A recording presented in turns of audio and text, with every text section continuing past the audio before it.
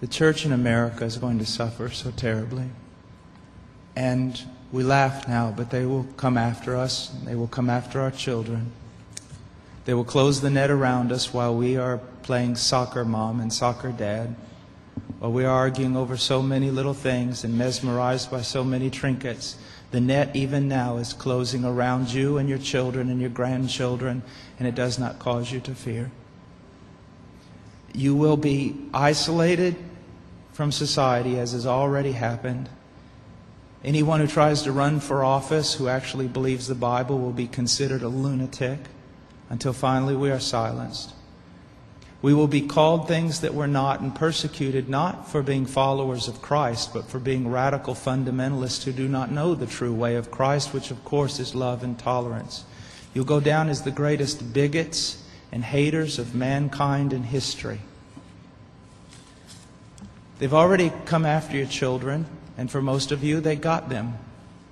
They got them through the public schools and indoctrination, and the university and indoctrination, and then you wonder why your children come out not serving the Lord. It's because you fed them right into the devil's mouth. So little by little the net is closing around, and then it's not little by little. Look how fast things are going downhill just in a matter of weeks. Matter of weeks. But at the same time, know this. Persecution is always meant for evil, but God always means it for good. And is it not better to suffer in this life, to have an extra weight of glory in heaven? You must settle this in your mind. This is the one thing I want to say over and over. Do not believe. Down through history, you have a wrong idea of martyrdom and persecution. You think that these men were persecuted and martyred for their sincere faith in Jesus Christ. That was the real reason, but no one heard that publicly.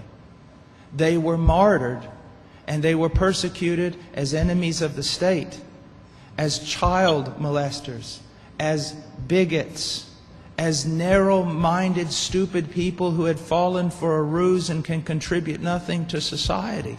Your suffering will not be noble. So your mind must be filled with the Word of God when all people persecute you and turn on you. And if the Spirit of God in common grace pulls back and you see even your children and your grandchildren tossing in the lot that you should die. This is no game. You want revival and awakening, but know this. For the most part, great awakenings have come only preceding great national catastrophes or the persecution of the church. I believe God is bringing a great awakening, but I believe that He is raising up young men who are strong in trust in the providence of God to be able to wade through the hell that's going to break loose on us. And it will be on us before we even recognize it. Unless in God's providence, He is not done. He is not done. Now note, this is not silly talk. Apart from a great awakening, these things are going to come upon you. Be ready to lose your homes, your cars, and everything.